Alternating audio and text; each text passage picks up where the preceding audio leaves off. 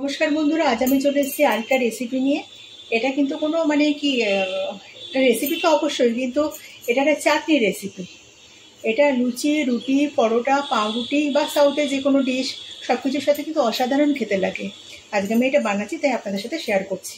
সেজন্য আমি কিছু মশলা নিয়ে নিয়েছি: মৌরি, ধনে, জিরে, মেথি। আর এখানে নিয়ে নিয়েছি ছোলার ডাল, বিউলির ডাল, কাঁচা লঙ্কা কুচিয়ে নিয়েছি, ঝালটা যে যেমন খাবে সেই রকম, কিছু রসুন নিয়েছি, আর পেঁয়াজ মোটা মোটা করে কেটে নিয়েছি। কড়াইতে রিফাইন অয়েল দিয়ে দিয়েছি 1 চামচ। প্রথমেই ফোড়নটাকে দিয়ে দেব।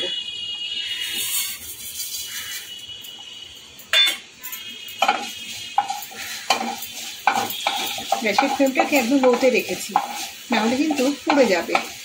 ফোড়নটা থেকে মিষ্টি গন্ধ বেরোতে শুরু করছে, আর একটু ভাজবো। এবার ডালগুলো দিয়ে দেবো, বিউলির ডাল আর ছোলার ডাল, যেটাকে চানার ডাল আর উড়দ ডাল বলে। আমরা বিউলি আর ছোলার ডালই বলি, সেটাই বলছি। এটাকে একটু ভালো করে ভেজে নেব। ডালটাও ভালো করে ভেজে নিয়েছি। এবার কেটে রাখা পেঁয়াজ, রসুন আর কাঁচা লঙ্কা সবই একসাথে আমি দিয়ে দেবো। শালিক পাখিটা ডাকছে, আওয়াজ পাচ্ছেন বন্ধুরা? এখানে যে কত রকমের পাখি আছে কি বলবো। হালকা করে একটু নেড়ে নেব। স্বাদ মতো লবণের মধ্যে দিয়ে দিলাম। লবণটা তাড়াতাড়ি দিলে পরে না পেঁয়াজটা তাড়াতাড়ি নরম হয়ে যাবে, আর ভাজাটাও তাড়াতাড়ি হয়ে যাবে। শালিক ডাকছে, আওয়াজ পাচ্ছেন? তো সমানে কিন্তু আমার জানলায় বসে ডেকে যাচ্ছে, রান্নাঘরে জানলাতে বসে। কি চাই তোর? মেয়ে কি চাটনি খাবি নাকি? ওর মনে চাটনি খেতে এসছে। মধ্যে দিয়ে দেবো লঙ্কার গুঁড়ো,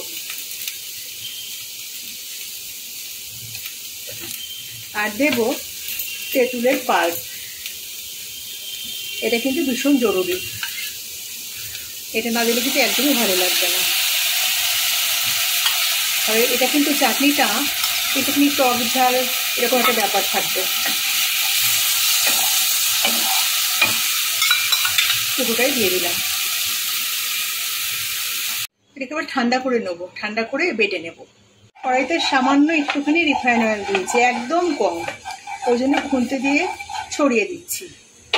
এর মধ্যে একটুখানি সর্ষে দেবো ফোড়নে। সর্ষেটা যখন চর্ব চর্ব করে ফাটবে, এখনো ফাটতে শুরু করেনি, ফাটতে শুরু করেছে, এখন এই বেটে রাখা মশলাটার মধ্যে দিয়ে দেবো। 1 চামচ গুড় দেবো এর মধ্যে। একেবারে রেডি হয়ে গেছে। গ্যাসটাকে কিন্তু বন্ধ করে দিয়েছি। এটা রুটি, লুচি, পরোটা, পাউরুটি বা সাউথের যে কোনো ডিশের সাথে কিন্তু দুর্দান্ত লাগে খেতে। এভাবে একবার আপনারা বানিয়ে খেয়ে দেখবেন বন্ধুরা, ভীষণ ভালো লাগে, খুব টেস্টি। তো রেসিপিটা কেমন লাগলো অবশ্যই কমেন্টে জানাবেন। রেসিপিটা ভালো লেগে থাকলে একটা লাইক তো দিতেই হবে। আর নতুন বন্ধুরা আমার চ্যানেলটাকে সাবস্ক্রাইব করে আমার পাশে থেকো।